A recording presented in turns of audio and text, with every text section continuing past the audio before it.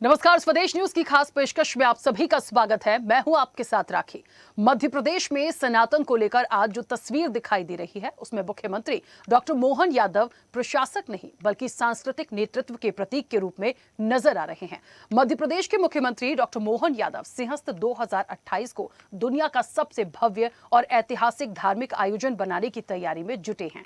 सिंहस्थ 2028 मुख्यमंत्री डॉक्टर मोहन यादव के लिए सिर्फ एक धार्मिक आयोजन नहीं है, उनके लिए ये करोड़ों श्रद्धालुओं, लाखों संतों और देश विदेश के पर्यटकों को जोड़ने वाला ऐसा मंच है जो सरकार की प्रशासनिक क्षमता और राजनीतिक छवि दोनों को मजबूत कर सकता है। इसके लिए सीएम ने धार्मिक नगरों में शराबबंदी और सांस्कृतिक पहचान को लेकर कई कड़े फैसले भी लिए हैं। अभी हाल ही में सरकार ने जीरो टॉलरेंस की नीति के तहत एक शराब माफिया पर कार्रवाई भी की, लेकिन मुख्यमंत्री की इन कोशिशों से मध्य प्रदेश कांग्रेस घबरा गई है और अब वो सनातन पर हमला करने और सीएम को बदनाम करने की साजिश करने लगी है। देखिए ये खास रिपोर्ट।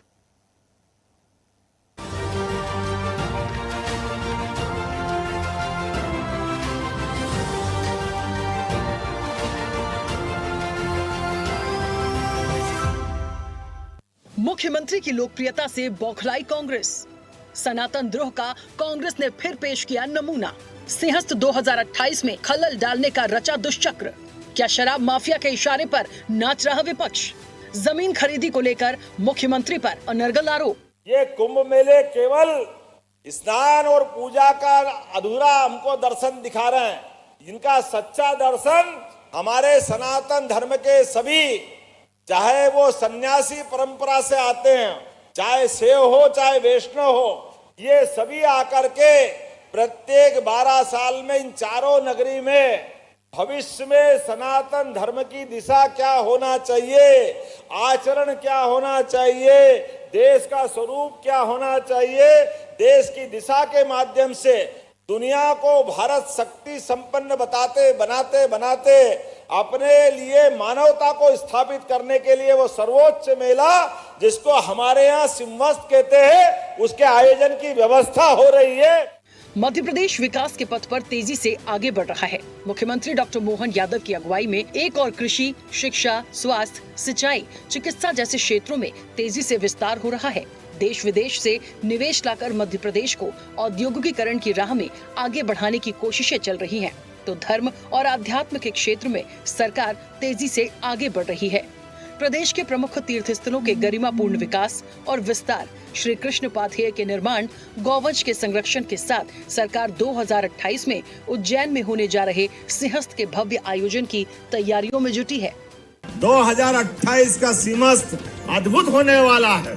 आप पहली बार 1967 के बाद 1967 का सिंहस्थ आखिरी हुआ जब क्षिप्रा जी के जल से लोगों ने स्नान किया था, लेकिन इस बार अब हमारे अपने सब आपके आशीर्वाद से, संतों के आशीर्वाद से पुनः क्षिप्रा के जल से स्नान करेंगे और आचमन भी करेंगे। ऐसे समय में कांग्रेस मुख्यमंत्री पर अनर्गल और आधारहीन आरोप लगाकर जनमानस में भ्रम फैलाने की कोशिश में जुटी है। जिस सिंहस्थ के आयोजन की तैयारियों में मुख्यमंत्री ने दिन रात एक किए हैं, उसी की आड़ लेकर उन पर ये आधारहीन आरोप लगाए जा रहे हैं, जबकि असलियत ये है कि मुख्यमंत्री की कृषि भूमि में कोई बढ़ोतरी नहीं। नवंबर 2023 में कुल कृषि भूमि 17.967 एकड़, जून 2026 में भी कुल कृषि भूमि 17.967 एकड़ चुनावी हलफनामे में पहले से घोषित है संपत्ति। मुख्यमंत्री की पत्नी सीमा यादव की भूमि लगभग यथावत। सीमा यादव के नाम नवंबर 2023 में 12.287 एकड़ जमीन थी। सीमा यादव के नाम जून 2026 में भी 12.292 एकड़ जमीन है। मुख्यमंत्री के परिवार की अधिकांश जमीनें 2008 से 2019 के बीच खरीदी गई। सिद्धि विनायक देवकॉन प्राइवेट लिमिटेड को लेकर भी विपक्ष के आरोप निराधार। कंपनी की स्थापना 2008 में कृषि कार्यों के लिए हुई। डॉक्टर मोहन यादव और सीमा यादव 2017 में निदेशक पद छोड़ चुके थे। मार्च 2026 में डॉक्टर मोहन यादव और सीमा यादव ने सभी शेयर भी त्याग दिए। कंपनी के पास नवंबर 2023 में 68.43 एकड़ जमीन थी। जून 2026 में कंपनी की जमीन घटकर 65.69 एकड़ रह गई। मुख्यमंत्री के पुत्र वैभव यादव ने सांवरखेड़ी में 16.38 एकड़ कृषि भूमि खरीदी। वैभव यादव ने 2019 से मार्च 2023 के बीच जमीन की खरीदी की। डॉक्टर मोहन यादव के मुख्यमंत्री बनने से पहले उनके पुत्र के नाम जमीन खरीदी गई। उज्जैन मास्टर प्लान 2035 लागू होने से पहले मुख्यमंत्री और उनके परिवार ने जमीनें खरीदी। मुख्यमंत्री की बहू शालिनी यादव ने 2025 में गंगेड़ी गांव में लगभग 10 एकड़ कृषि भूमि खरीदी। शालिनी यादव के नाम की जमीन उज्जैन के मास्टर प्लान क्षेत्र के बाहर खरीदी गई। शालिनी यादव के नाम की जमीन व्यावसायिक या विकसित क्षेत्र में नहीं आती है। मुख्यमंत्री के रिश्तेदार अपनी व्यवसाय स्वतंत्र रूप से संचालित करते हैं। रिश्तेदारों के निजी लेन देन को मुख्यमंत्री से जोड़कर उन्हें बदनाम करने की कोशिश की जा रही है। बीजेपी का आरोप है कि कांग्रेस राजनीतिक हताशा और निराशा में ये आरोप लगा रही है। सामंती मानसिकता वाली कांग्रेस पिछड़ा वर्ग के सामान्य परिवार से आने वाले डॉक्टर मोहन यादव को बदनाम कर अपनी अधिनायकवादी सोच का परिचय दे रही है कि जब जब एक पिछड़े वर्ग का मुख्यमंत्री इस प्रदेश को मिला, चाहे उमा भारती हो, चाहे शिवराज सिंह चौहान हो या हमारे मोहन यादव हो, उनके खिलाफ षड्यंत्र करके उनको कमजोर करने का काम कई लोगों के द्वारा किया गया। और जो मास्टर प्लान उज्जैन का लगा उसके बारे में कहा जा रहा है, मास्टर प्लान मई 2023 के अंदर लागू हो चुका था और मास्टर प्लान के बाद में दिसंबर के अंदर मुख्यमंत्री जी ने मुख्यमंत्री पद का शपथ लिया। मुख्यमंत्री डॉक्टर मोहन यादव पर लगाए जा रहे आरोप बेहद हास्यास्पद भी नजर आते हैं। मुख्यमंत्री के परिवार पर उज्जैन के मास्टर प्लान का फायदा उठाने के आरोप लगाए जा रहे हैं, लेकिन इस मामले की सच्चाई भी कुछ और ही है। उज्जैन मास्टर प्लान 2035 पहले से लागू था। उज्जैन मास्टर प्लान 2035 मई 2023 से प्रभावी है। डॉक्टर मोहन यादव 13 दिसंबर 2023 को मुख्यमंत्री बने हैं। साफ है, मास्टर प्लान या विकास परियोजनाओं को मुख्यमंत्री बनने के बाद प्रभावित करने का आरोप भी पूरी तरह निराधार है। ऐसे में सवाल वही है कि क्या कांग्रेस एक बार फिर सनातन द्रोह का परिचय दे रही है, क्योंकि मुख्यमंत्री को अनर्गल आरोपों पर घेरने के लिए उसने महाकाल की नगरी उज्जैन और सिंहस्थ की आड़ ली है। तुम्हारी लड़ाई इस बात की है कि डॉक्टर मोहन यादव उज्जैन में पैदा हुए और उज्जैन में पैदा होने के कारण बाबा महाकाल की नगरी उज्जैन है, अवंतिका की नगरी उज्जैन है। अभी जो कुंभ आ रहा है वो डॉक्टर मोहन यादव जी के नेतृत्व वाली तैयारी चल रही है। कुंभ की तैयारियों से तुम्हारे पेट में कष्ट हो रहा है, तुमको कष्ट होने लगा है, क्योंकि तुम नहीं चाहते कि हिंदुओं के धार्मिक क्षेत्र की तैयारी हो। काबिल व्यक्ति, शिक्षित व्यक्ति, पिछड़े वर्ग का व्यक्ति मध्य प्रदेश में जिसको माननीय प्रधानमंत्री जी के आशीर्वाद से नेतृत्व करने का अवसर मिला, 2.5 वर्षों में जिस ताकत के साथ उन्होंने जन कल्याण की योजनाएं, शिक्षा के क्षेत्र में, स्वास्थ्य के क्षेत्र में, इंफ्रास्ट्रक्चर डेवलपमेंट में और सामूहिक रूप से चारों तरफ विकास का जो एक गति प्रदान करी प्रदेश को, कहीं ना कहीं मुझे लगता है उसे रोकने की कोशिश है। इस रिपोर्ट की टाइमलाइन की बात करें तो कुछ दिन पहले ही सरकार ने एक शराब माफिया पर कार्रवाई की थी। ठीक उसके बाद ही एक समाचार पत्र में ये रिपोर्ट प्रकाशित की गई है।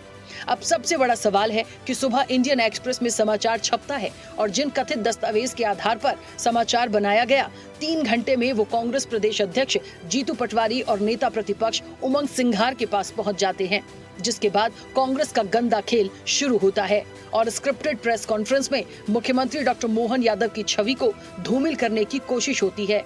इसके साथ ही एक सवाल और भी है, जब 2023 में मुख्यमंत्री डॉक्टर मोहन यादव ने विधानसभा चुनाव लड़ा था तो उन्होंने अपने एफिडेविट में अपनी पूरी संपत्ति का ब्यौरा दिया था। इस रिपोर्ट में जिस संपत्ति की चर्चा हो रही है वो लंबे समय से सार्वजनिक रिकॉर्ड में दर्ज है। मैं बताना चाहता हूं कि हमारे मुख्यमंत्री के द्वारा जो 2023 में जो नामांकन उन्होंने दाखिल किया था, उस स्थिति में उनके पास 17 एकड़ की जो जमीन थी, जो आज उसमें कुछ भी परिवर्तन नहीं हुआ। जो मुख्यमंत्री के ऊपर जो आरोप लगाए जा रहे हैं, मुख्यमंत्री जी द्वारा जो चुनाव के समय में शपथ पत्र दिया गया था, उस शपथ पत्र में मुख्यमंत्री पहले से बनने से पहले जो भूमि ली है उनकी जानकारी दी गई है और उसमें कोई परिवर्तन नहीं हुआ। मुख्यमंत्री डॉक्टर मोहन यादव की कृषि भूमि में कोई वृद्धि नहीं हुई। दूसरा, 2023 में उनके स्वामित्व एवं अधिपत्य की कुल भूमि 17.967 एकड़ थी, तो जून 26 में भी 17.967 एकड़ ही है, जो पूर्व में चुनाव में जो हम हलफनामा घोषित करते हैं वो हमने सबके सामने दिया है। ऐसे में उस सार्वजनिक रिकॉर्ड को मिर्च मसाला लगाकर पेश करना सवाल खड़े करता है। इस रिपोर्ट की टाइमिंग साफ बताती है कि किसी खास एजेंडे के तहत मुख्यमंत्री की छवि को धूमिल करने की कोशिश की जा रही है। इन सब से एक बात तो साफ होती है कि डॉक्टर मोहन यादव के नेतृत्व में सिंहस्थ की तैयारियां जोरों पर हैं। इन्हीं ऐतिहासिक तैयारियों ने कांग्रेस को परेशान कर दिया है। कांग्रेस को लगता है कि भव्य और अद्भुत होने वाला सिंहस्थ अगर कामयाब रहा तो आने वाले 2028 के चुनाव में मुख्यमंत्री डॉक्टर मोहन यादव और बीजेपी को सत्ता में आने से रोकना मुश्किल होगा और कांग्रेस दहाई का आंकड़ा भी पार नहीं कर पाएगी। रिपोर्ट की टाइमिंग देखकर विपक्ष पर एक आरोप और लग रहा है कि वो शराब माफिया के इशारे पर नाच रहा है, क्योंकि ये आरोप उस समय सामने आए हैं जब मुख्यमंत्री के निर्देश के बाद शराब माफिया पर शिकंजा कसा जा रहा है। ब्यूरो रिपोर्ट, स्वदेश न्यूज।